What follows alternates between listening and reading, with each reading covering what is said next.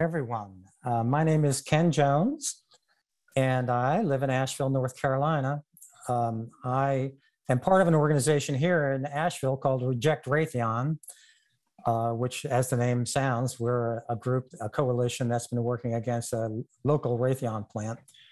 I'm also an organizer for the organization that's sponsoring this webinar, the War Industries Resistors Network, WIRN, WIRN.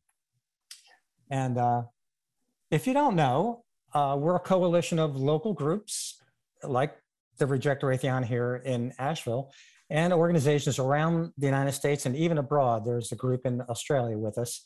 And the common denominator is that we're opposing local war industries and associated organizations working with war industries, banks, congressional people who are in league with the war industry, so forth. And we're trying to network ourselves together so that we can work together to confront the corporate control of US foreign policy.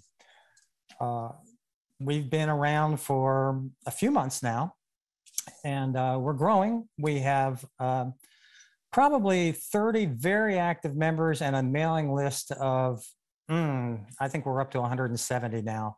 We've had several webinars, and we plan yet another. In fact, after this webinar, let me just tell you that we're going to have a webinar in April. It's April the 13th. It'll be at 8 p.m. We'll send out word about that. In fact, maybe I'll put the link for registration in the chat so you can have it right there handy. And that webinar in April is the title of it is Demilitarization, Demilitarize, Decolonize, and Decarbonize. So as the title suggests, it's finding the links between climate change, militarization, and colonization. We have three marvelous presenters. Tara Hauska, some of you may know of. She's an Indigenous woman in Minnesota who's been very active working against Line 3 there. We have Leona Morgan, who is Diné. She has been working for years in New Mexico against nuclear waste disposal. And we have a young man, Mikey Inoue, in Hawaii, who is an independent filmmaker and organizer who's been working with a large group of people there to oppose the Red Hill fuel tanks that have been contaminating water. So those three will be our presenters in April, and I hope you're able to attend that as well as this one. I want to give Brian a chance to talk more about our network, and then I'll get right into our program. So Brian, please. Thanks, Ken. So a little bit more about WIRN, the War Industry Resistors Network. I'm up here in Massachusetts, the unfortunate hometown of Raytheon Technologies. Raytheon Technologies headquarters is about, a 10-minute ride from where I'm sitting right now. And really, that's a big part of what brought me into the work. Realizing that a lot of these issues that we work on, issues of war and peace, aren't far away at all. A lot of these decisions are being made by institutions that are right in our backyard.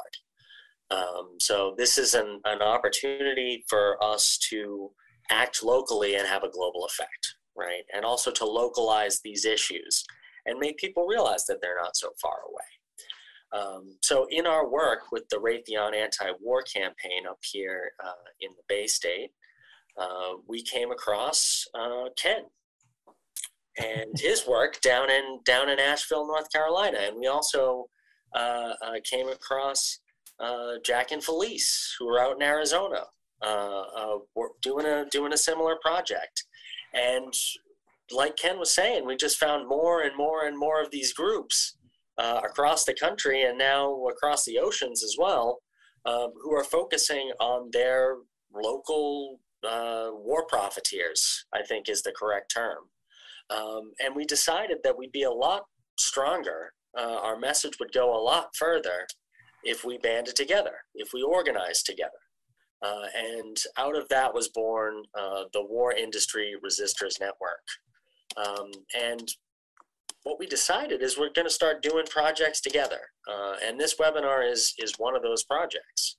And we've done a couple of webinars before. One was an introduction. Another was about the military-industrial complex and our culture. And these webinars are all for the purpose of building up towards a coordinated week of actions that are going to take place from April 17th to April 24th. We chose those dates because it's around tax day. And as many of you know, the reason why our military budgets keep going up and up and up and up, a huge amount of your federal income tax dollars, more than half, go to the military budget, is because that's guaranteeing the profits of companies like Raytheon, companies like Boeing, Lockheed Martin, General Dynamics, Northrop Grumman. So we decided that we were going to do a series of webinars to introduce people to the network and allow them to sign up and participate in this week of action that's going to come up in April around tax day. So I invite you all to check out the form that I just put into the chat. Fill it out. If we don't already have your information, we need it. You may be in a group that's focusing on a military contractor, just like we are, and we don't know about you yet, and we'd like to.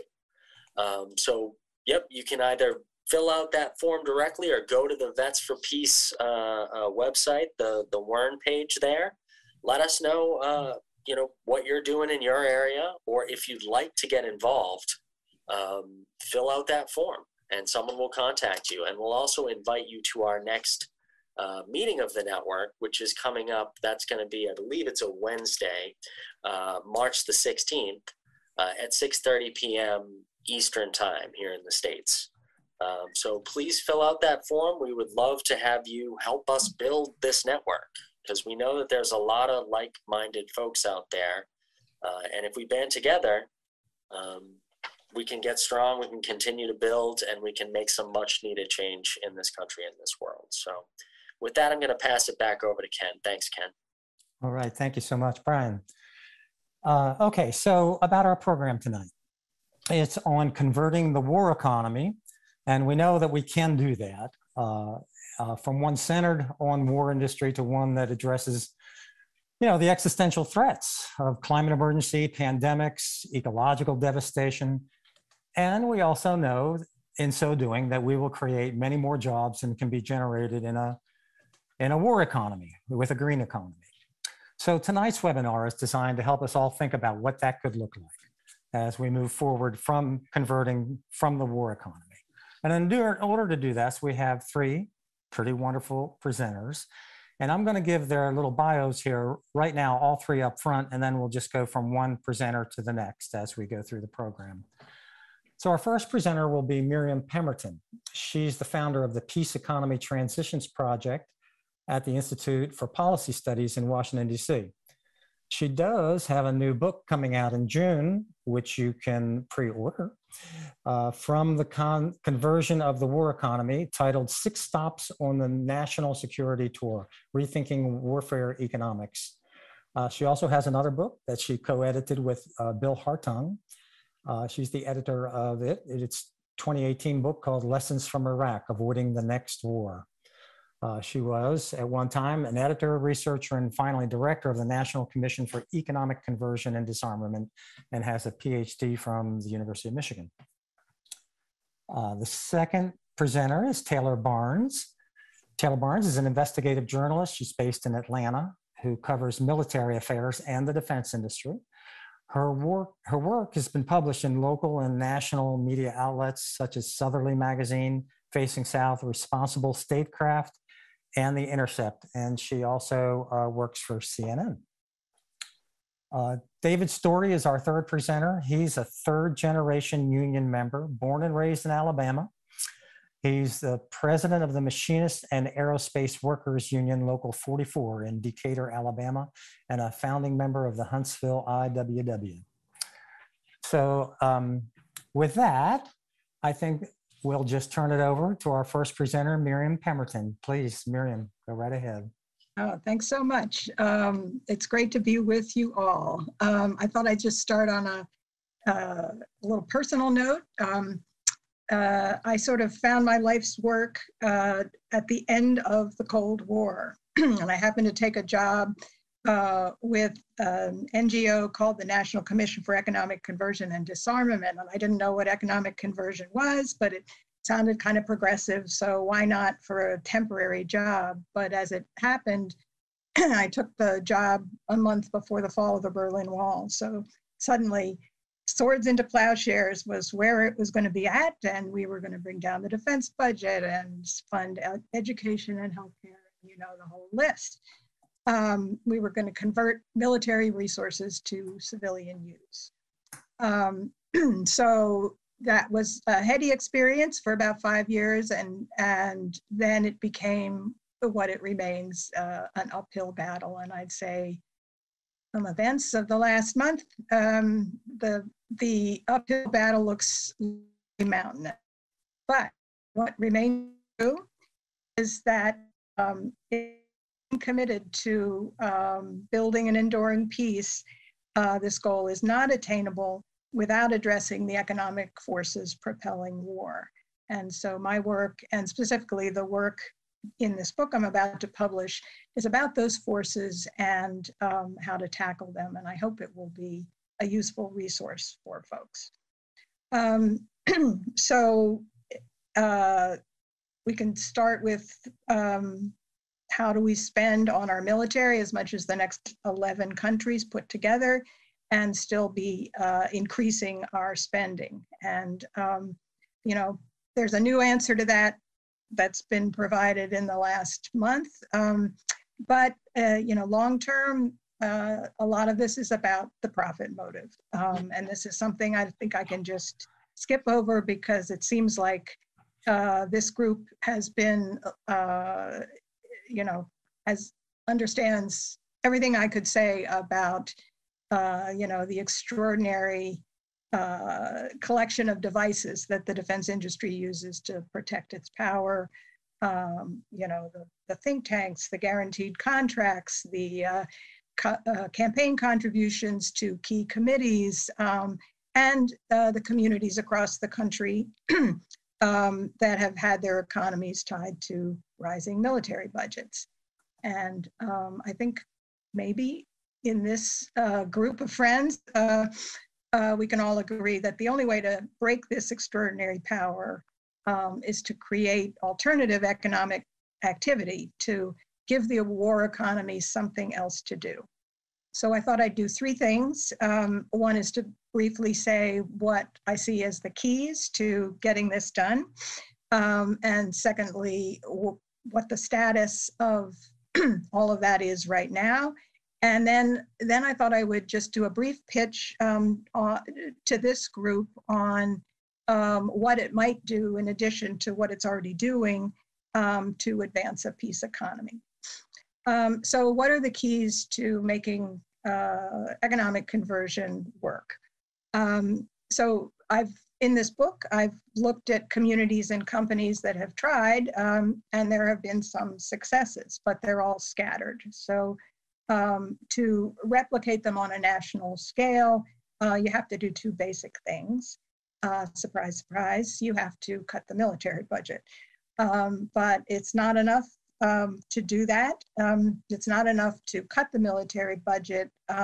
What you have to do is invest on the civilian side of the budget to do what economists call demand pull. So, you know, create this alternative economic activity that, you know, the war economy can move into.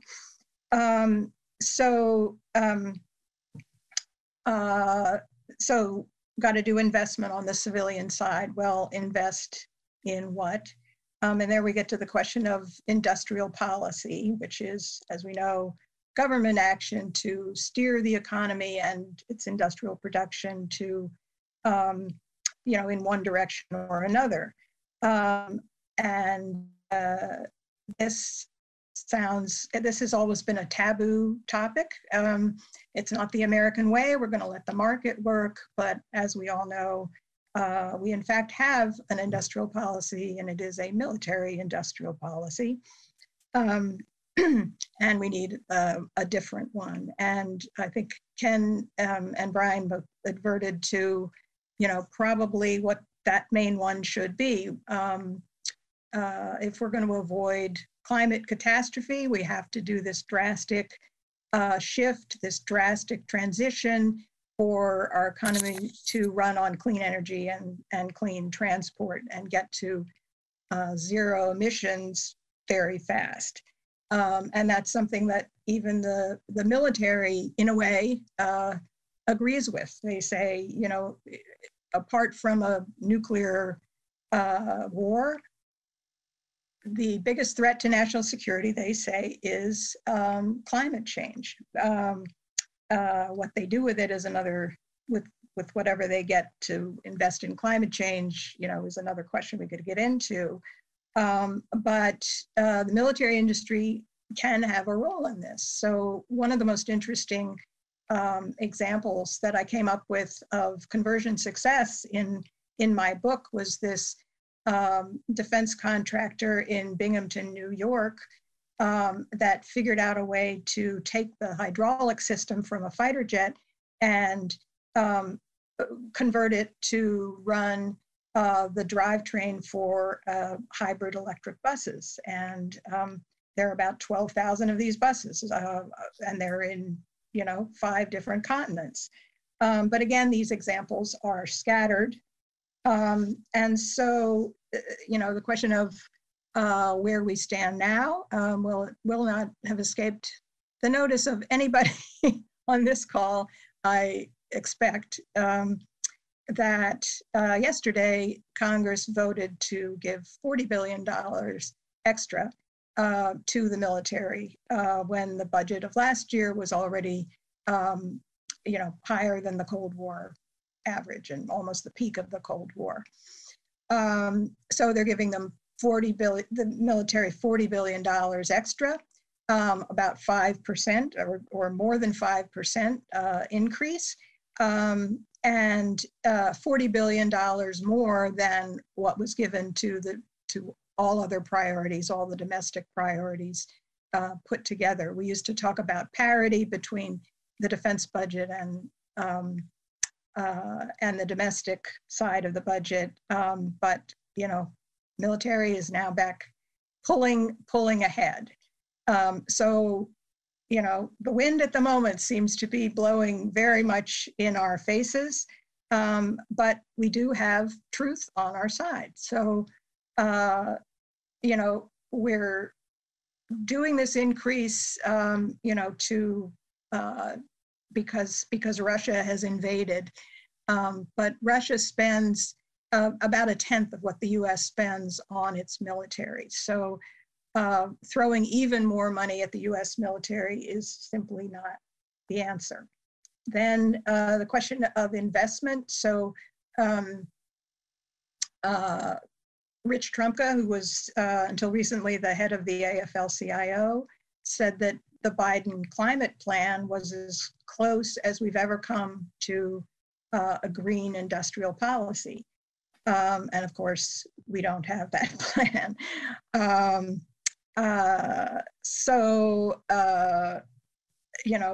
There are some climate provisions in the budget, but they're mostly focused on adaptation, on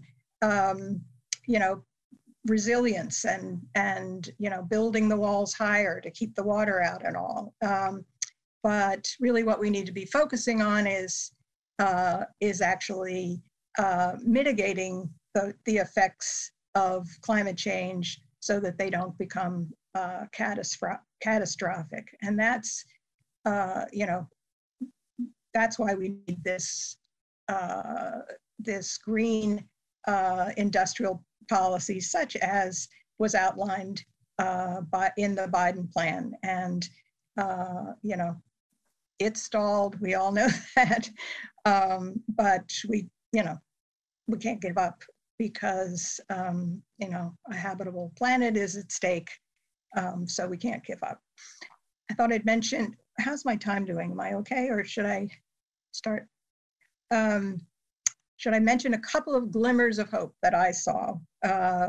Namely, the Biden administration has talked about defense companies specifically as consolidating too much power. And so they are doing some antitrust enforcement, which will be somewhat helpful in curbing that power. So Lockheed Martin, the behemoth that we all know about, has been trying to acquire, all the pieces of its weapon systems, which would obviously give it a lot more power to name its price. And at least one of these acquisitions, the Biden administration has rejected. So that's a little something.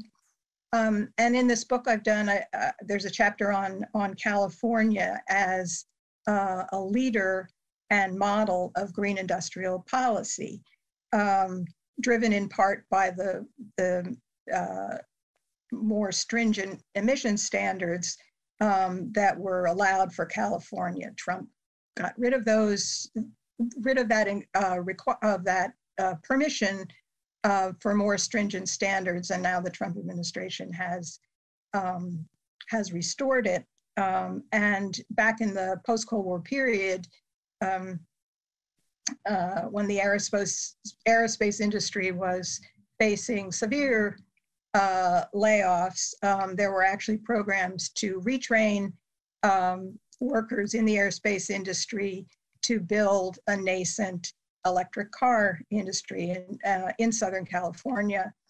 Some of you may be old enough to remember a movie called Who Killed the Electric Car? So, the big three automakers were at that point not interested in moving to electric, but now they are.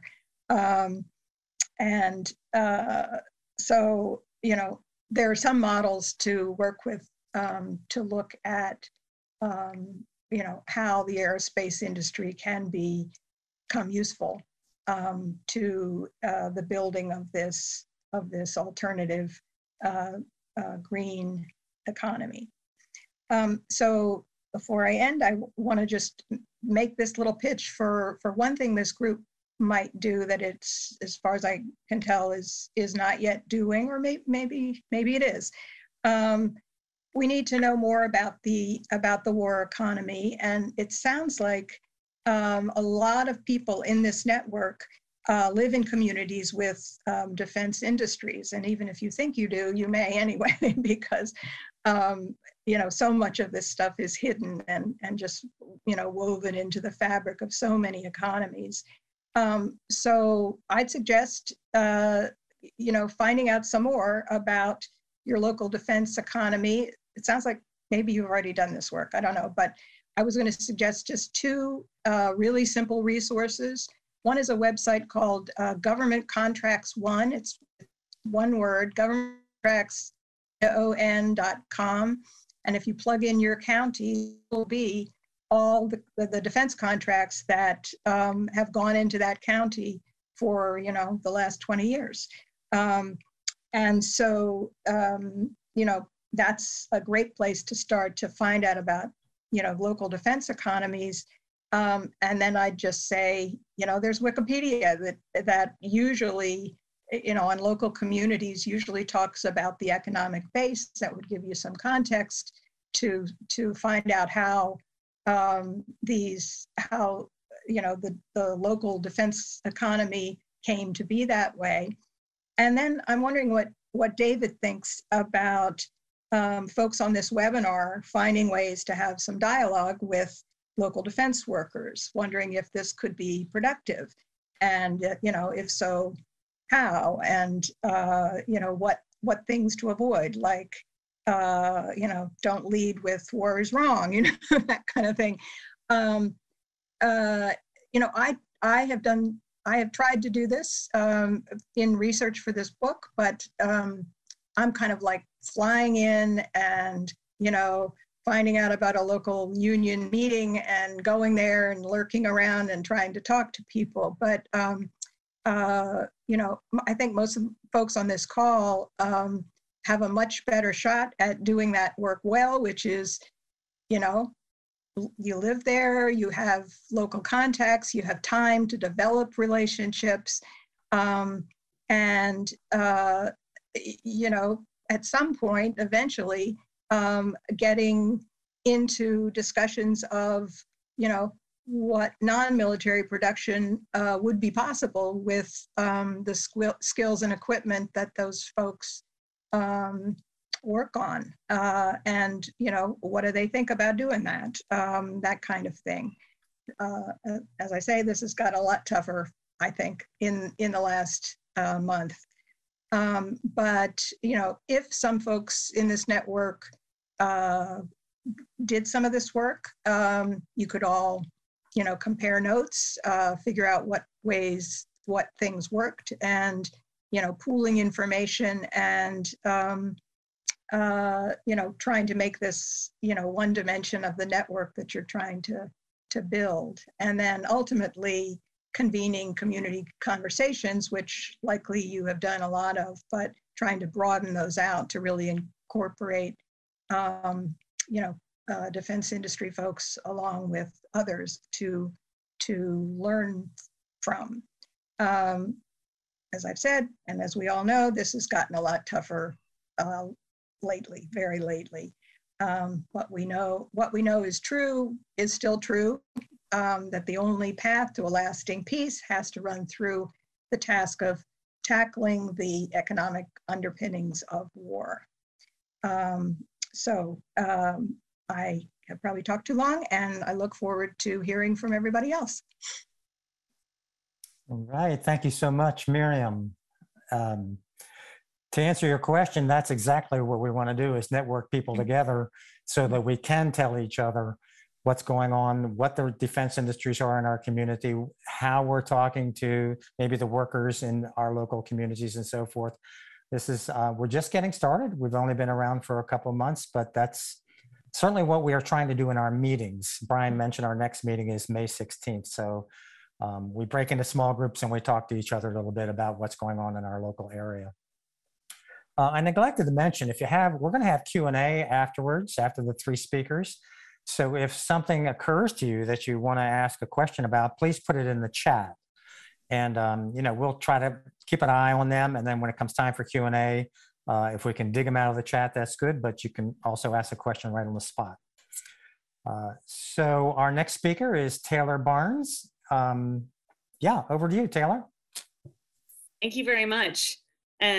Before I start my presentation, I wanted to add one resource to the resources that Miriam was mentioning about how to sort of start getting the lay of the land of the defense industry in your area. And they are really great state profiles that are published on a site called the Office of Local Defense Community Cooperation. You can just Google defense spending program state by state, OLDCC. And for example, the first time I went to go report in David's neck of the woods, I looked at one of these profiles and saw an extremely dense red dot right over where he was. And I thought, okay, I think I'm going to the right place now. So my name is Taylor Barnes. I'm a reporter based in Atlanta. I describe my work in a few different ways, but one way is as a field reporter for the military-industrial complex. And the defense industry beat within journalism is generally treated as something done from DC, done from the Pentagon. And I think it's extremely important to understand how the military-industrial complex plays out amongst constituents in the ground across the country. And I think this is a very local beat, and it's very important to understand those sort of the locus of power that exist all across the country within this.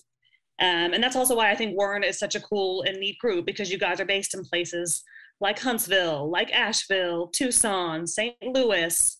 So I really love seeing that. And tonight I'm going to talk about a story I have coming out soon that examines two small towns that each attempted a conversion from a military to a civilian economy, one in Maine and one in South Carolina. In fact, let me go ahead and pull up my slides. Let's see.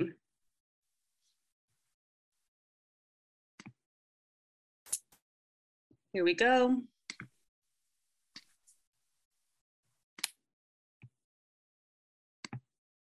Can everyone see that okay?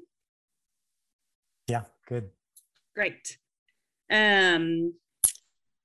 So yeah, but even before I get into that, I want to just talk a bit about why I think it's very important to understand the centrality of employment and the jobs question in understanding why the United States has a military budget that is not just the highest in the world, but as Miriam said, higher than the next 11 militaries combined. And in short, I think it's important to understand how this is used as a federal jobs program. And the basic mechanism for how this is done is pretty easy to understand. Congress controls the power of the purse. They can spend money on our behalf. The most important duty of a given congressman is to get reelected. And a pretty fantastic way to get reelected is to provide jobs for your constituents. And jobs in the military industrial complex are a bit unique because they're very visible in a way that other federally subsidized programs may not be. So for example, I have Google alerts for various cities that I follow and various defense contractors. I have one for Lockheed Martin here in Marietta, Georgia. And every headline I see in the local press is just, 800 new jobs at Lockheed because of XYZ.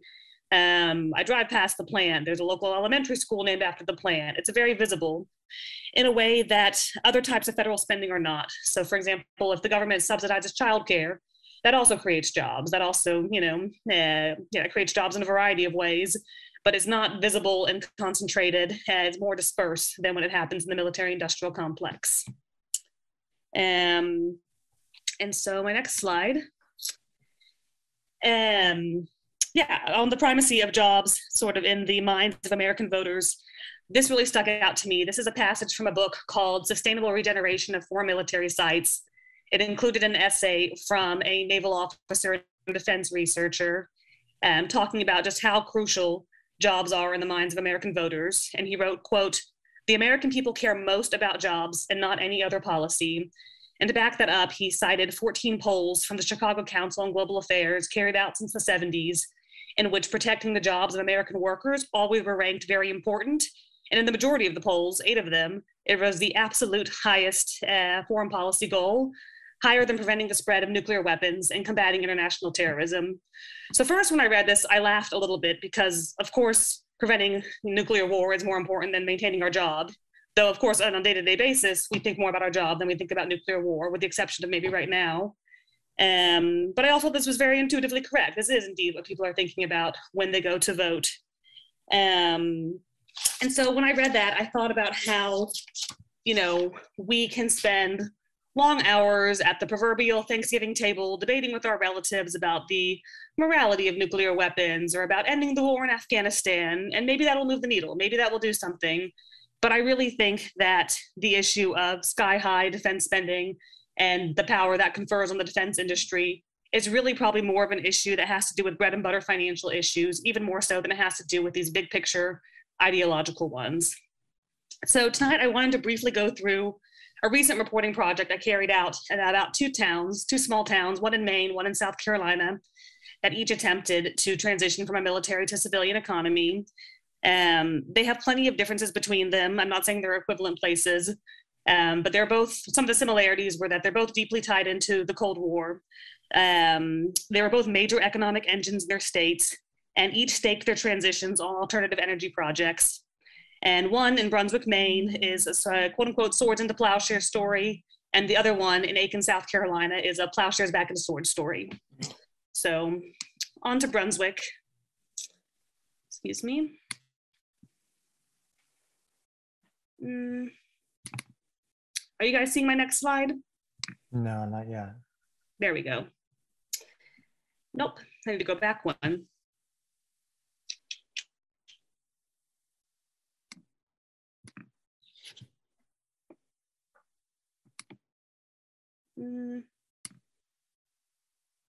That's okay, I'll let it go for now. We're already on the South Carolina slide. So Brunswick was a home to a naval air station that hosted patrol aircraft, where these patrol aircraft would take off and fly over the Atlantic looking for Russian submarines that may be laden with nuclear weapons. After the Cold War, it was on the list of bases to be shuttered. It was shuttered in 2011, and the town really snapped into action, partly out of fear. This was on the heels of the Great Recession. A local real estate agent told me that home values had dropped as much as 40%, and the town was panicked. And what happened? The local redevelopment authorities carried out a deep public engagement program. It included things like high school workshops, or bringing high schoolers to visit the base and then go back to their high school and mark up maps of it. It included bus tours for regular locals, included open office hours with the redevelopment authorities, included randomized phone surveys for people who may not show up to a public meeting. And that didn't mean that, everything was smooth and agreeable. I think Martha Spees is on this phone call, and she sent me a fantastic video of a public hearing when redevelopment authorities proposed perhaps turning the base into a drone testing facility. And it angered a lot of locals and local city council people. One of my favorite parts of watching the hearing was a grandmother who got up and tearfully told the stories of seeing victims of drone attacks. And then she turned to the redevelopment authorities and said, if you go through with this, I'm going to join everyone in this room and I'm going to sue you. And so, yeah, that was sort of how the public engagement played out. And very crucially, in the case of Brunswick, this was not a town that was deeply under the influence of a major military or DOE contractor. The nearest sort of industrial hub to Brunswick is a separate town called Bath. And this makes it very different than a place like, for example, Huntsville, Alabama, where, as David knows, the sort of local Redstone Arsenal is literally physically hugged by an industrial park of hundreds of corporate offices, most of them for defense contractors. Instead, in Brunswick, most of the civilian jobs before the base closed down were in the service sector, like working in the commissary or working in family services. And so within just 10 years of it shutting down, the results have been pretty extraordinary. And I'm giving a simple version of this. It doesn't mean the story has been perfect, but it's pretty impressive for what it is. The former base has tripled its number of civilian jobs, and they're of the better paying sort than those ones that were in the service sector beforehand. They're often in the high tech sector and very often in the sustainability and alternative energy sector. So for example, that includes a popular local bakery that employs 80 people, a secure data storage firm that's housed in the former facility used as a NATO command and control center, multiple alternative energy and sustainability startups, an extremely impressive one that makes underwater zero emission river turbines that within a few short years were tested with an indigenous community in Alaska and is now powering the entire indigenous community, which had otherwise beforehand relied on diesel, which is both an expensive and polluting fuel. So what happened in Brunswick? This was a much more grassroots transition than we're about to see in South Carolina. It was not the sort of base encircled by major defense contractors, and local redevelopment authorities indeed carried out a pretty robust public engagement process, and the public spoke up, including in very adversarial ways at times. So now on to Aiken, South Carolina. Some of you may be familiar with this location through a fantastic book called Cold War Dixie about the establishment of this nuclear weapons plant called the Savannah River Site. And in short, in 1950, when the United States detected radiation from a Soviet nuclear weapons test, this sent the US into a panic because it knew its brief monopoly as the world's only nuclear weapon state was now over, and set off a frenzy to build more nuclear weapons. And the federal government at that time announced that a rural corner of South Carolina would become the location of a new H-bomb plant. And this plant would go on to produce 40% of the United States Cold War era stock of plutonium. And then Cold War ends, all of the reactors are deactivated. The DOE announces that this plant would largely transition to environmental management of all the hazardous waste on site. And as to this day, the government of South Carolina refers to the hazardous waste stored as SRS as, quote, the greatest environmental threat in the entire state. Then in 2000, the SRS appeared to get a new mission.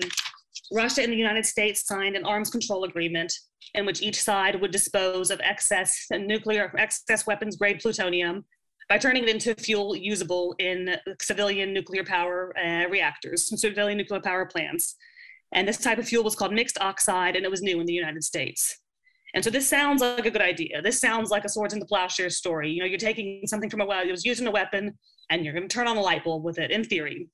But many problems soon emerged. And I want to give a big shout out to a local watchdog group in Aiken, in South Carolina. There really is a one-man shop called SRS Watch, who for 40 years has been scrutinizing the SRS for both environmental and fiscal accountability. Just 1 year into the construction of the project, MOX lost its only would-be buyer, which was Duke Energy, and never got any other nuclear power plant to go on contract to buy its eventual fuel.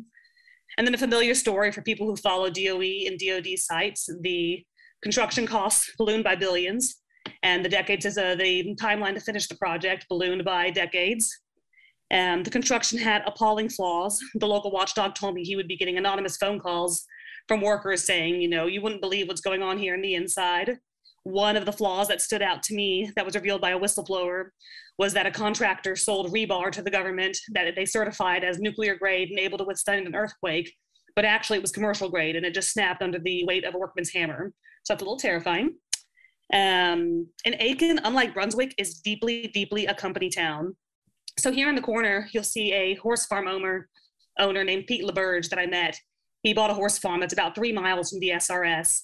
And he told me a bit about his culture shock of moving into Aiken, where he would flip through TV channels and see law firms putting out ads for workers to make compensation claims for cancer.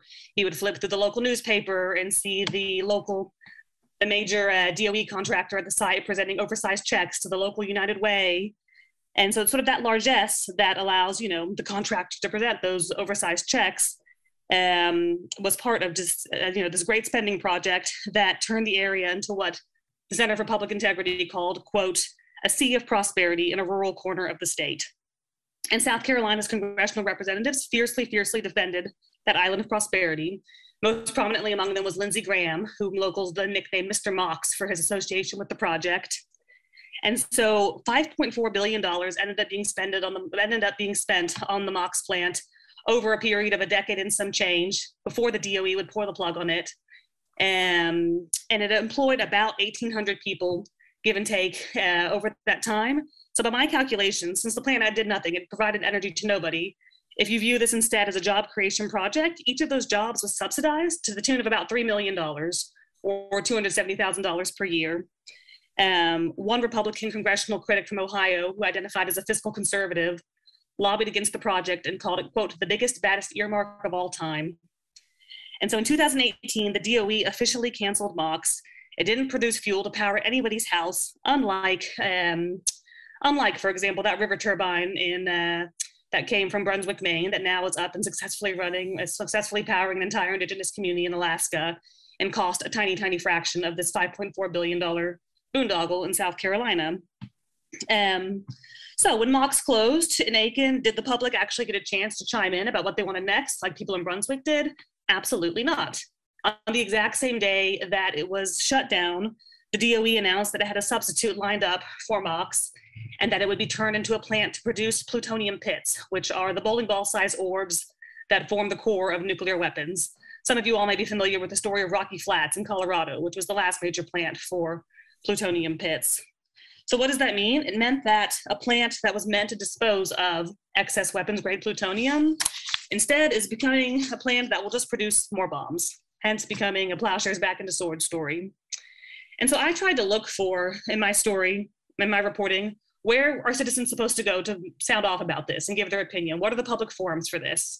And it turns out that we as taxpayers actually do fund a public forum for this. It's called the Community Reuse Organization. And these CROs came into existence at the end of the Cold War and were supposed to be a forum for nuclear weapons communities to transition away from their dependence on the weapons economy. But as I looked into the SRS's CRO, it's very broken. And I spoke with several civically active members of the community in and around Aiken who told me either that they never heard of it despite being active on these issues, or two, that it never does any public outreach, it's useless to go to their meetings. I called up the SRS CRO and asked if I could go to one of their meetings, and they seemed genuinely baffled. I asked the president of the SRS CRO, hey, several residents are telling me this is not a public forum, they don't go to it. Is this indeed a place where, the community can go to discuss reuse of the community, as the name suggests? And to my great surprise, he told me no. And he said, quote, ours is not a public forum for such discourse. Instead, many members of the CRO come from local chambers of commerce. Many of them have close ties to the major contractor at the SRS called Savannah River Nuclear Solutions. And then despite being, a forum set up for reuse, the president of the CRO endorsed pit production on the site. And I asked him why he did that. And he said, I endorse it because it will create 3,000 jobs. And I think everyone on this call kind of knows that when you hear those job claims, you should scrutinize them and ask where that number came from. I asked him where it was from. And then he walked it back. And he said, actually, the estimates say it'll create about 1,800 jobs in, quote, the peak year of construction. And perhaps 1,300 jobs will be made in, quote, the area of influence.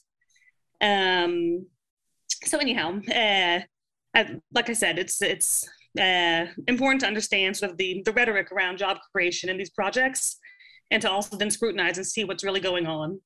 So finally, I just want to end up with a few quotes from locals. And like I said, since the CRO is a pretty broken forum for where they actually could go and speak out about this, I found out there had been a public meeting in 2019 that was not actually about economic conversion. It was actually about the environmental impact of becoming a plutonium pit plant. But since locals don't really have anywhere else to go, they used this meeting as a way to speak out about the SRS's new future. And they said some great things. So Pete, who's there in the corner, who lives 3 miles from the plant, he's there showing his aquifer. And he said, quote, I'm terrified about having to share my aquifer with a nuclear weapons plant. A local pastor said, set your goals on something that's better than killing one another. One person brought up the advance of the nuclear ban treaty at the UN and said, we're out of step with the way the world is going. And then my absolute favorite thing I wanted to end on was a woman who said she had lived both in Oak Ridge and in Aiken. And she called living in company towns, quote, like the Stockholm Syndrome. You're captive and you're under the spell of this plant that is producing weapons to kill millions of people. So I'm going to end there, and I look forward to taking any questions. And thank you all for having me. All right, can you unshare your screen, Taylor?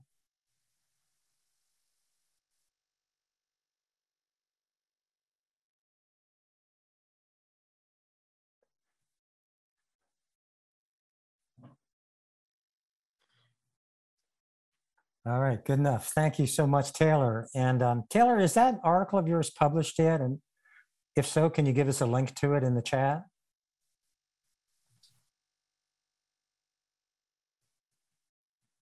That article is not yet published. Oh, okay. It'll come out in about a week or two. Okay.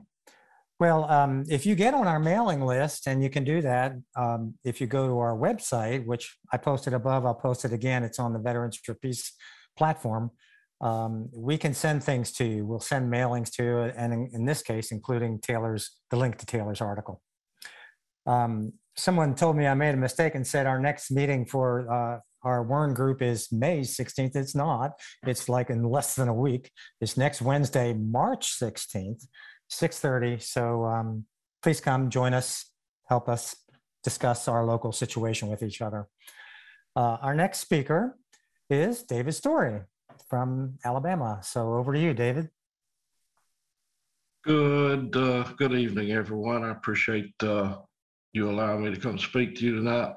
Like he said, my name is David Storey. I'm the president of a local here in Decatur, Alabama.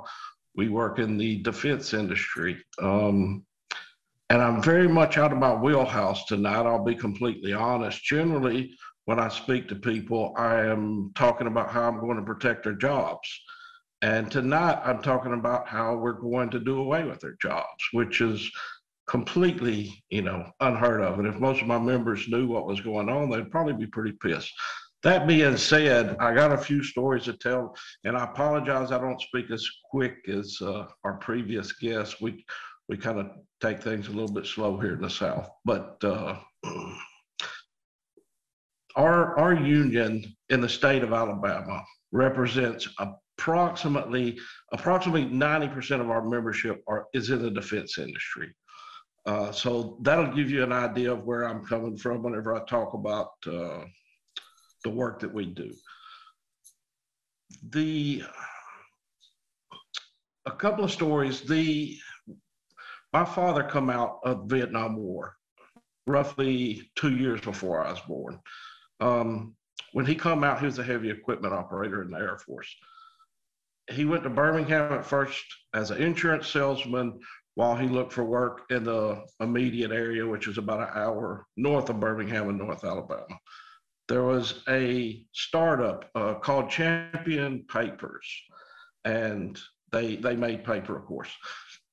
He was lucky enough to get on. It was one of the, if not the best job north of Birmingham, and probably 400 to 500 square mile area.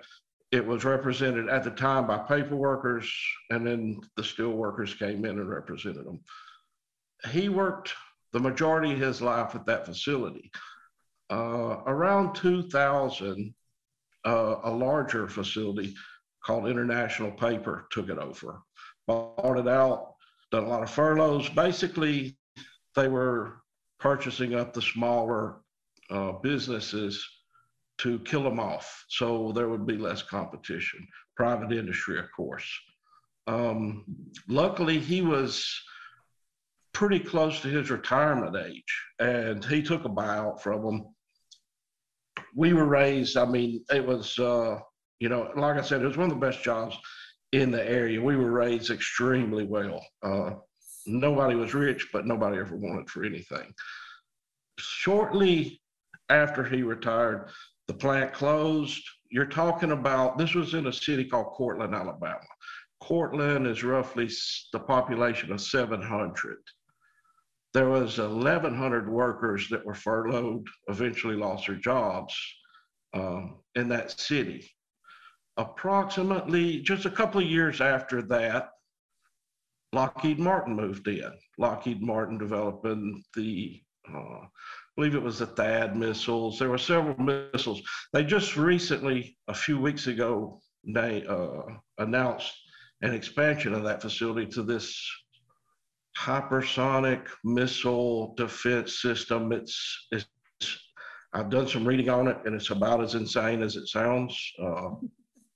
But you're talking about the largest employer in that area closing up shop, privatize, Lockheed Martin moving in.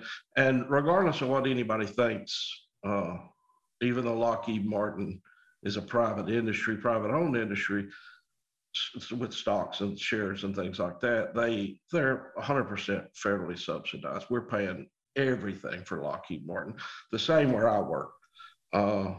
All of our salaries are paid by the federal government. So when, you know, it's important to keep in mind, kind of like Miriam said, in America, we've kind of got away from this mentality that the free market, or towards this mentality that the free market's good, the free market makes things cheaper.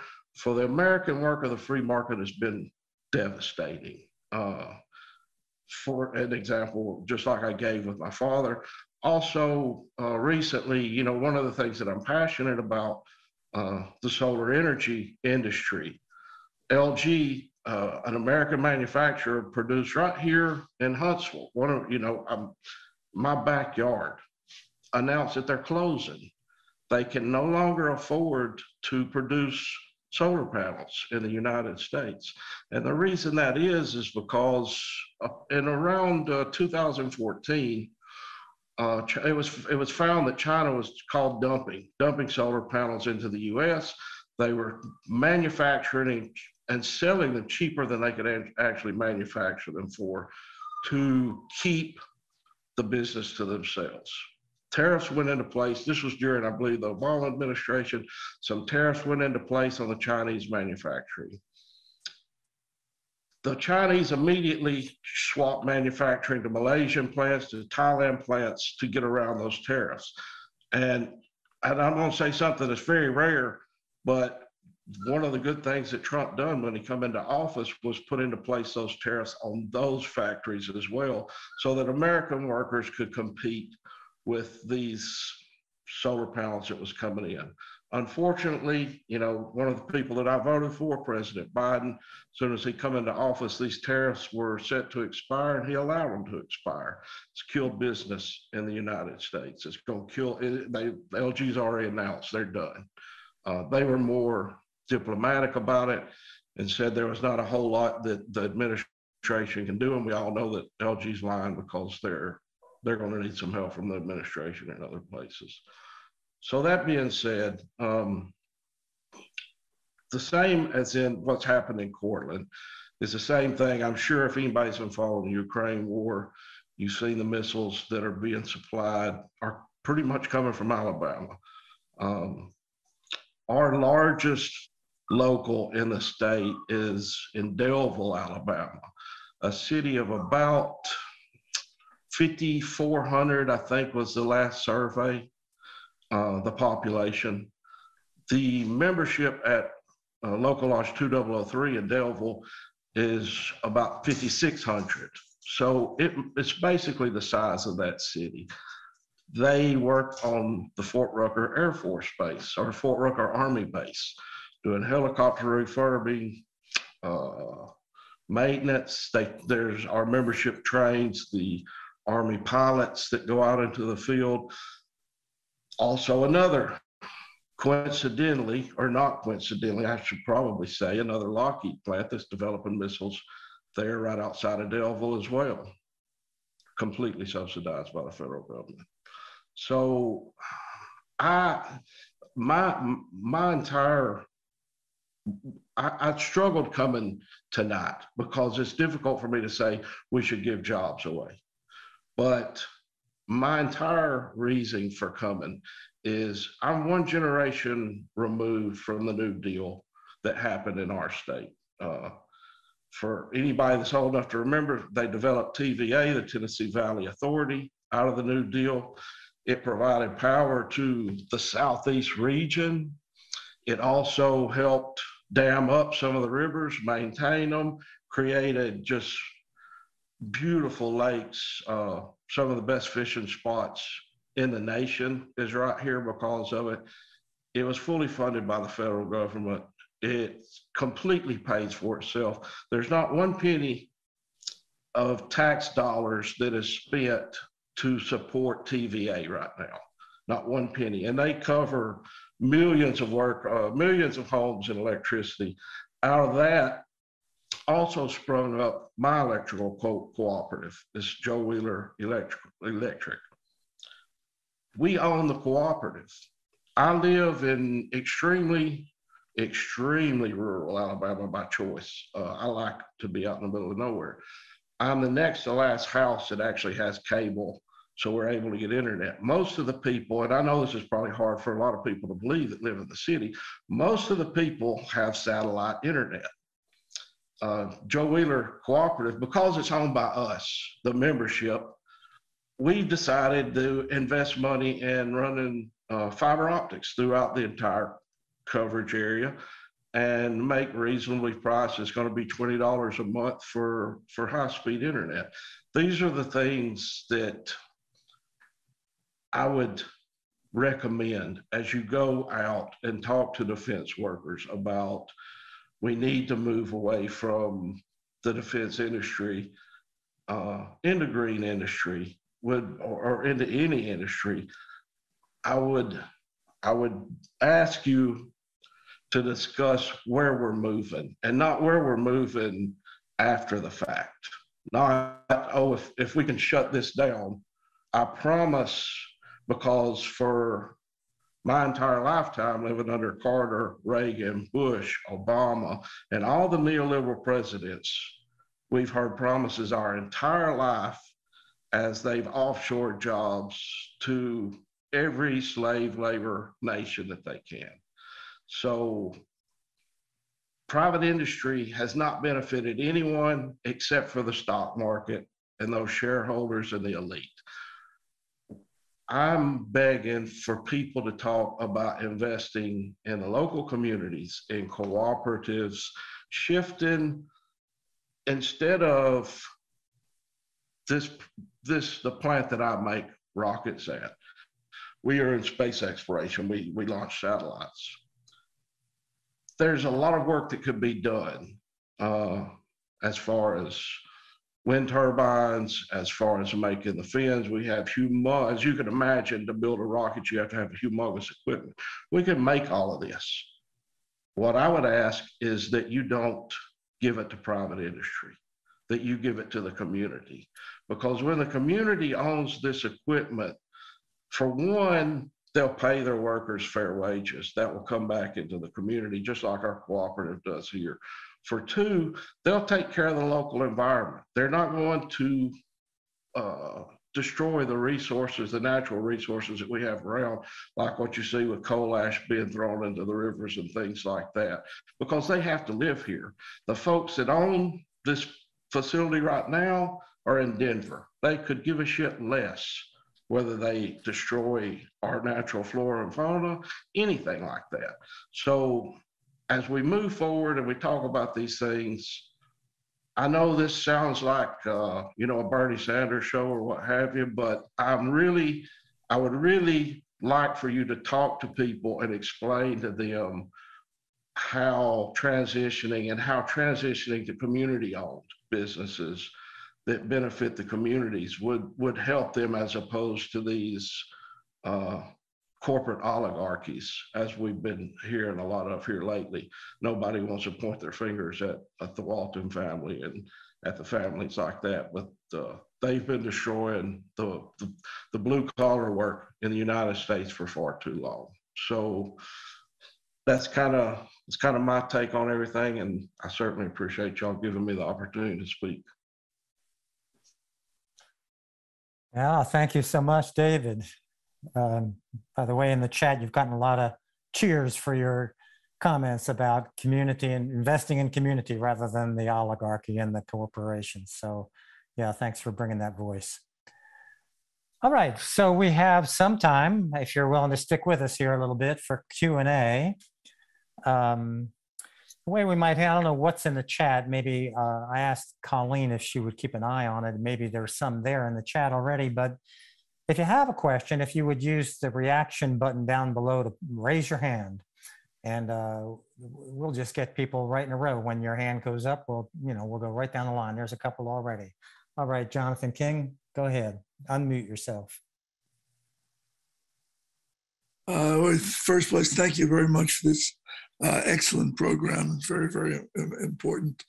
So traditionally, the conversion campaigns have been focused, on the workers who are going to be, who are going to lose, who are employed in the military industry. But of course, a far larger group of people are unemployed, poorly employed, because of the failure to invest in civilian side. So here in Massachusetts, one of the things we've done is try a little bit to focus on the other side. So we had a campaign, Subways, Not Submarines. We didn't go to the GE plant and say you shouldn't make turbines. We went to the union machinists and the car drivers and the workers who, there are no trains produced anymore in Massachusetts. They're imported from China, but we need trains. There's a market for trains. And so we said to those people, why aren't we building trains here? So we're trying to build the political will to shift the Pentagon money. It is a little different than going to the defense workers and saying you should give up your jobs. We went to the people who didn't have good jobs and try to build a constituency there. And I think that has to be a key component of conversion campaigns, the people who are being screwed by the misuse of the funds. One other quick thing while I'm on, we have two campaigns in the state legislature. One directed at Raytheon, the other directed at nuclear weapons campaigns, nuclear weapons manufacturers, where we asked the state legislature to divest the state pension fund from companies that manufacture nuclear weapons or are selling missiles to the Saudis, as a way to reveal to the general public, the misuse of their tax dollars. And it doesn't take that many people to get a bill introduced into the state legislature, and then you can mobilize quite broadly. So, Brian, maybe you could put the two bills in the chat. We didn't get out of committee, but you have public hearings, and it's an opportunity to talk about how our tax dollars are used or misused. Thanks a lot. All right, thank you, Jonathan. I've been given a heads up that we have with us this evening a former defense worker who briefly worked in a bomb plant and was let go after trying to form a union. And this is Dr. Vivian Price. So I saw your face there, Dr. Vivian Price. Could you speak to us a little bit about your experience? You need to unmute yourself.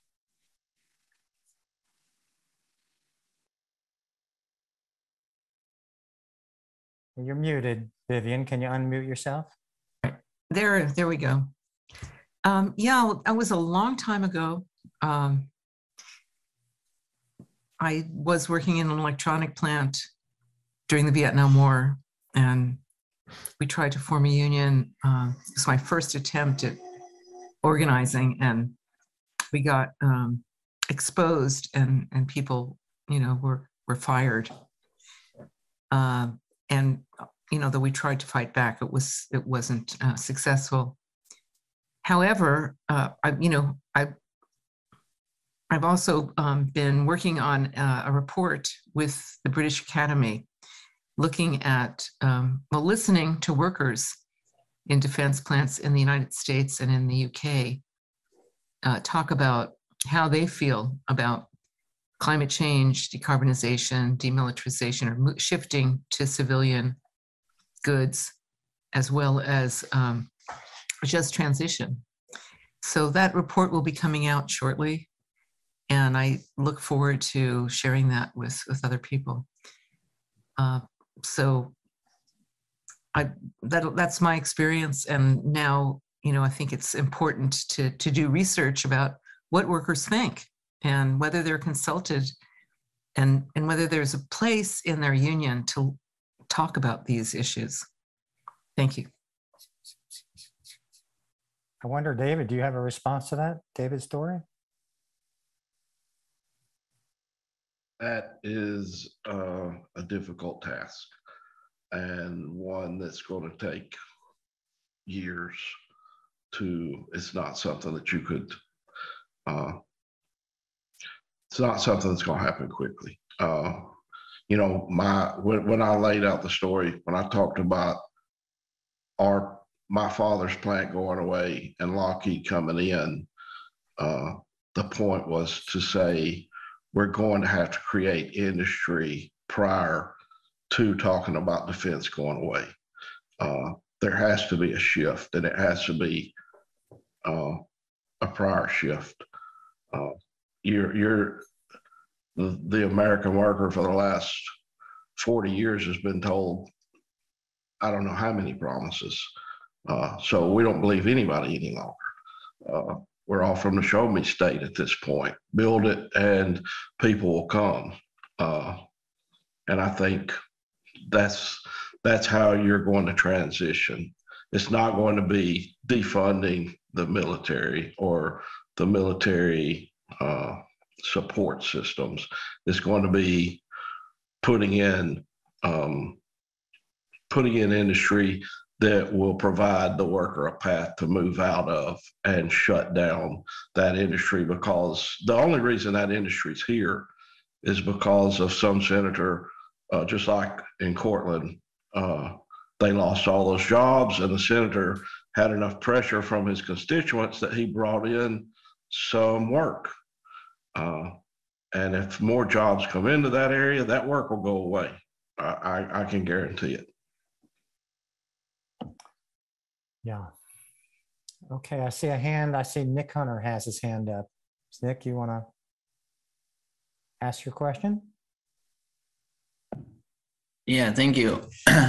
Thanks to all the speakers tonight. I guess we've been talking a lot about shifting away from the war industry in communities that may have a plant there building weaponry or aircraft. I'm wondering if any speakers have some insight into how that conversation about shifting away from a war economy works in a university setting. For example, here at Iowa State University, we have a subsidiary of Raytheon, Collins Aerospace, who has a large presence on campus. They host many events, bring in speakers, fund a lot of academic buildings, scholarships. How do you have that conversation? Because then it's about, oh, you're taking away money from the university by trying to get them off of campus.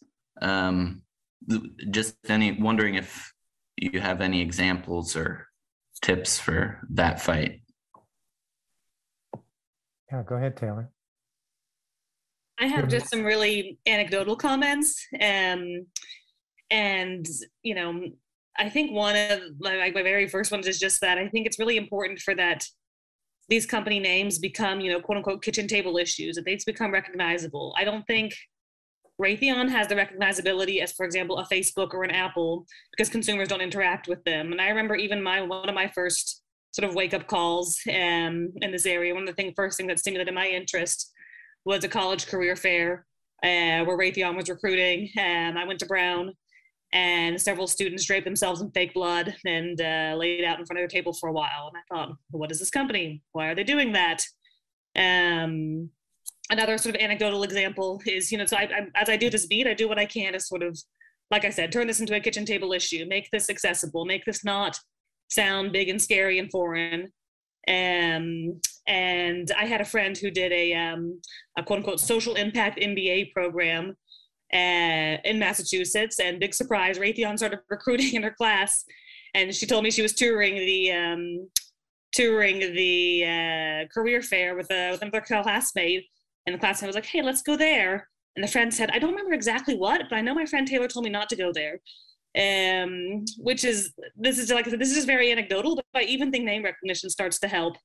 In the same way that like an ExxonMobil has a sort of maligned reputation, I think amongst our generation and amongst young people. So that's sort of an anecdotal incomplete answer, but I think a very small starting point.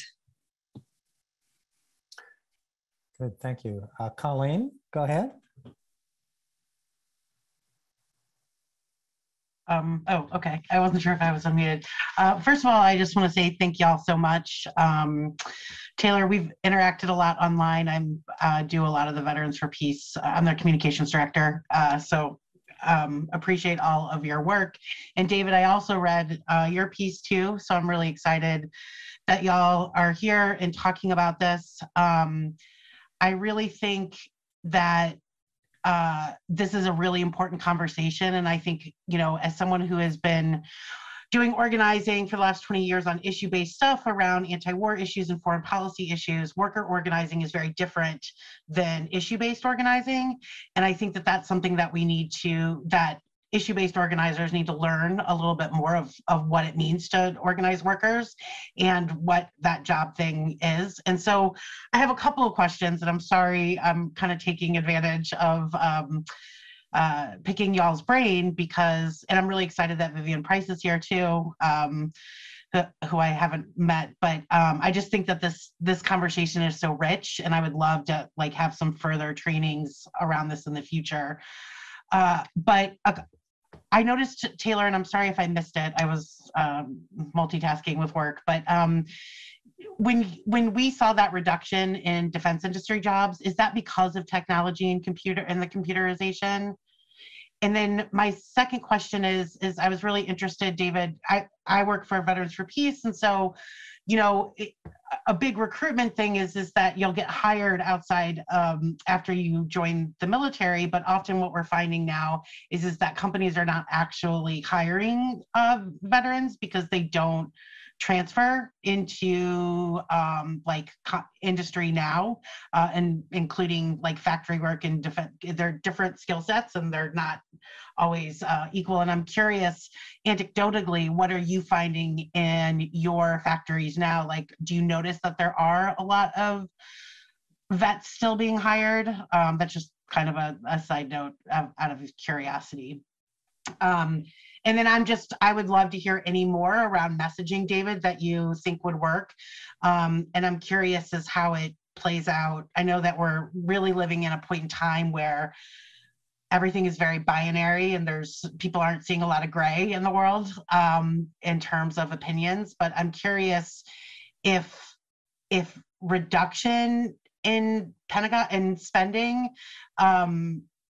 does that still say to them, even if we're not talking about a particular industry, does that still say to workers, you're going to take my jobs, rather than do they see that as just trillions of dollars being spent enriching billionaires as opposed to being focused on on workers. So sorry, that was a lot. Apologize. Who wants to go first? I think my answer may be a little more straightforward. Thank you so much for the question. Those figures I had on the slide are from a group called the National Defense Industrial Association. This is sort of an advocacy group that does lobbying on behalf of the defense industry.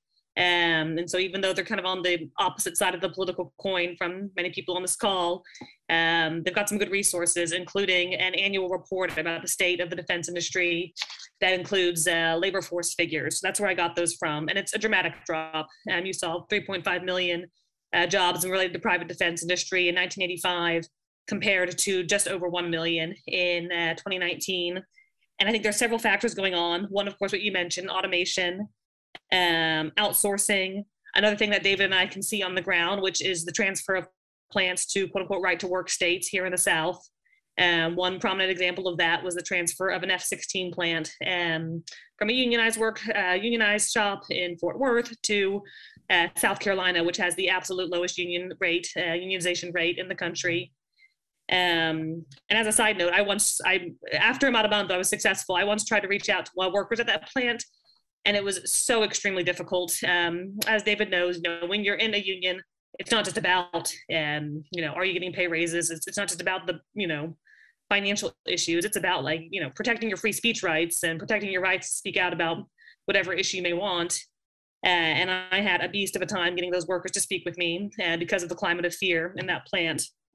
And I think another thing that can also, I can start to account for that drop in jobs, of course, is sort of the astronomical, rise in corporate profits going to defense contractors. There's a really nice post from a colleague of mine named Stephen Semler, who runs the Security Policy Reform Institute, in which he looked at SEC filings for ratio of highest paid person, aka the CEO, at defense contractors versus median worker.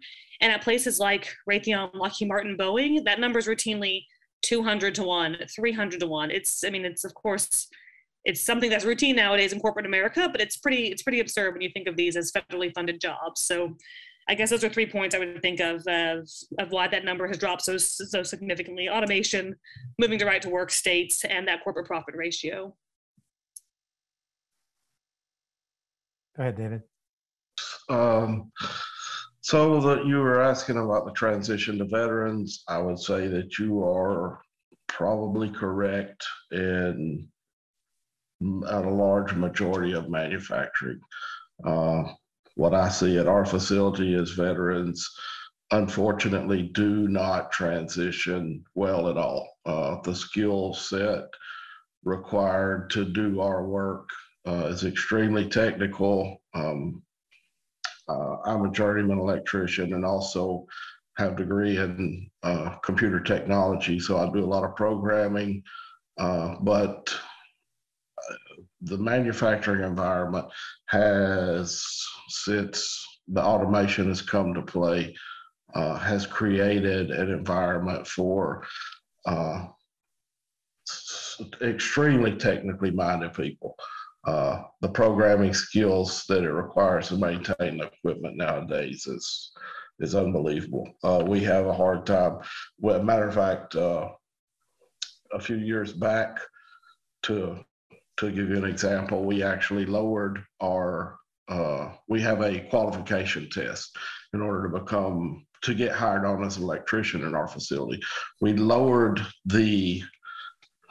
I don't want to say we dumbed down the test, but we dumbed down the test because we as union members were pushing the company to hire furloughed workers out of a local IBEW plant. We could not get one journeyman electrician out of the IBEW plant that could pass that test. So, and these are people that have went through more training than a bachelor's degree. So as far as hours go, so it was the skills to transition is impossible in the manufacturing. Not impossible, but close to it. As far as like what I was talking about at Fort Rucker, where they do the maintenance on the Black Hawk helicopters and things like that, they transition well.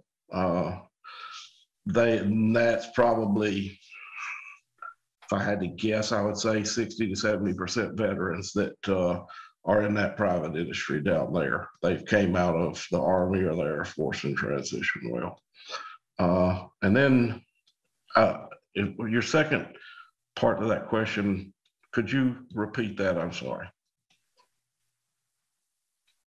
Colleen. Sorry, I wasn't able to unmute. Yeah, I just was curious. You know, a lot of the language of sort of Pentagon spending in anti-war movement work is around reducing the Pentagon spending, and I'm curious. And we try to use a lot of language of you know, it enriches rich folks and takes away from regular working people, just because that's what, you know, that is definitely what works and is what's true. But I'm curious if folks hear that, also hear we're taking away your jobs if we're talking about reducing Pentagon spending. Like, we very specifically do not use to fund the military, one, because it's appropriation of other movements language, but two, because, you know, that's mostly why we say cut the Pentagon. Yeah, so I'm no longer, but a couple of years back, I was elected as a Secretary-Treasurer of the State Council. The State Council of Machinists oversees the legislative body of the entire state union. And part of my job was being a lobbyist in DC. So yes, that is absolutely the case when people hear calls for cuts in defense spending. Every person in our facility knows that we're going to lose jobs. Not only that, and that's why earlier I argued for turning businesses over to the community as opposed to the private industry. We're used as pawns many times leading up to defense spending bills, to where the companies will furlough 100, 150 workers under the auspices that they need more money to keep these workers employed. So they play both sides of the fence very well. Maybe I just throw in, I loved David's focus on, you know, local cooperatives as an alternative to, you know, the big mega corporations. I just offer one resource. There's an organization called Democracy Collaborative, and they have all sorts of resources about local economies and having an anchor that would grow local businesses out of one anchor institution, that kind of thing. It's just a vast, you know, repository of great resources for the kind of work that you're talking about, I think. Well, okay, we're coming up on about an hour and a half for this webinar, which is a long time for you all who are still with us. And thank you for being here. Well, I see one more hand raised, John Lawrence. Why don't we take that question and then we'll wrap it up. Go ahead, John. Yes. David mentioned that one of the attractions to military jobs is the fact that they're protected against the international labor market and the race to the bottom.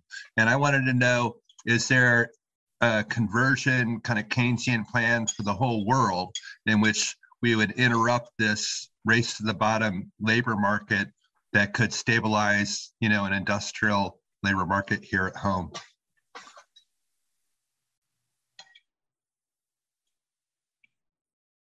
You know, that's so far beyond my capabilities answering. I'm as much as I am about as far to the left on the political spectrum, I'm still very much a nationalist and protectionist when it comes to American jobs. So, you know, unfortunately, I would probably call for 500% tariff on everything that's manufactured out of the U.S. coming in, but you know, that's not reasonable. All right, so you know, like I say, that's just it's well beyond my knowledge to know how to affect change there. But I do believe that going back to the same thing I preached the whole time. I do believe if you start doing a community, bringing the community in, that they will protect those jobs themselves. They're not going to let those jobs go. They recognize the benefit of it, as opposed to private equity firms or capital venture firms that will exploit us to the nth degree. And when they can't exploit us any longer, they'll outsource it to slave labor in a foreign country. Okay. Hey, Brian, you want to? I had maybe I can phrase my question is kind of related.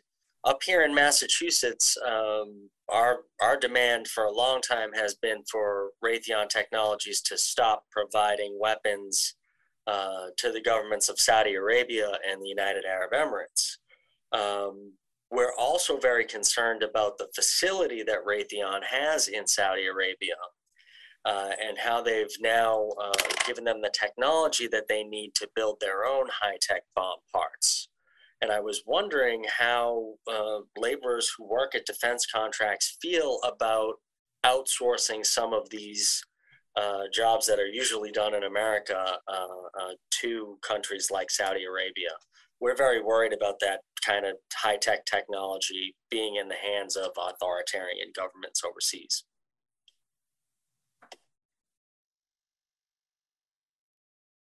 Yeah, I just recently, I know what you're talking about, and I just recently, I want to say within the past couple of weeks, read about that, and I was amazed that ITAR has not kicked in and protected, the international trade. It's, I can't remember exactly what it is. I have to take training on it every year, so if my company's on here watching, I know exactly what it is, but I can't recall. But it's basically some protections there to keep other nations from being able to utilize our technology. I mean, I myself cannot even make a phone call to a Canadian a person that built a machine in my factory. I can't make a phone call to them without having security listening in. So the fact that they're outsourcing is amazing to me, but there may be something there. I mean, they, for whatever reason, as oppressive as the Saudi regime is, several presidents for the past numerous years have been in bed with them. So it wouldn't surprise me to see them giving that up. Okay, well, I see one more hand. There's Paul Shannon. Let's give Paul a chance. Go ahead, Paul. Yeah, I'm sorry to come in so late, but I hate to let the speakers go. I think Miriam and David kind of, at least I heard them saying something similar, that before you're talking about moving jobs out of military into civilian, you have to create the jobs in that sector first, so that sector can kind of serve as a magnet to people that are going into military jobs.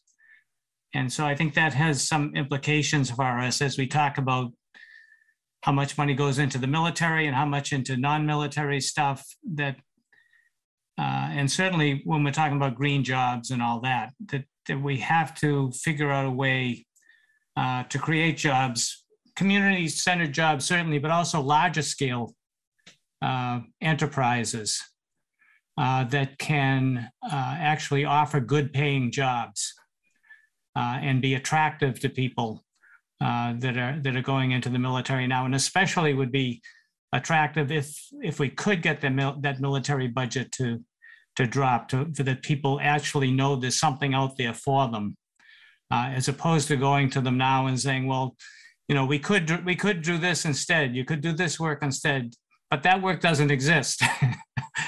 And people that are working in the defense industry know that, and they know they have a job right now, and that if it didn't exist, there's all these other great ideas are out there, but they don't exist. And so I think that gives us some guidance in terms of an overall national strategy on conversion that we should think much more seriously about. And I'll just say the other thing is it would be great for us to set up a mechanism for us to stay in touch with our speakers and to stay in touch with David, for instance, in terms of how our messaging and what we're asking for resonates with actual people in the military industries. I'll put my email address in the chat. It's pretty well available. If you search my name, it should show up on Google fairly quickly, but I'll drop it in there as well. Yeah, I was going to say. Vouch for. Sorry, go ahead, Miriam. Sometimes you think of conversion as sort of a chicken and egg problem. You know, you need to cut the military budget so that these other things will be attractive, but until you have those things, you can't really cut the military budget. So, you know, work on budget priorities. You know, we have a budget, and if it, you know, transferred resources seriously to what I would call, you know, an industrial policy to really go after climate catastrophe and what needs to be done. You know, we need, I've always said back in the Cold War period, I said, you know, we need a new national mission to take the place of, you know, winning the Cold War. And it's pretty clear to me what that mission is. And it's big enough to, you know, absorb the talents and the resources of, you know, this giant military establishment. And, you know, it's hard to make that shift. And I would have to say it's gotten quite a bit harder in the last month. So, well, thank you, Miriam. Thank you, David. Thank you, Taylor. Wonderful program. This is a good time, good place to, I think, call it quits for the evening. And I want to give one more shout out about our organization, War Industry Resistors Network, WIRN. Brian put in the chat the link to our website that's on Veterans for Peace platform, and join us. You know, you can go to that link and you can just click in and sign up, and you're on our mailing list. So yeah, we've got to stick together. Thank you. Don't forget, our next webinar is April 13th. It's about demilitarization, decolonization, and decarbonization. So join us again. Come to our meeting March 16th, if you can, at 6:30. And yeah, let's stick together. Thank you for coming, everyone. Thank you.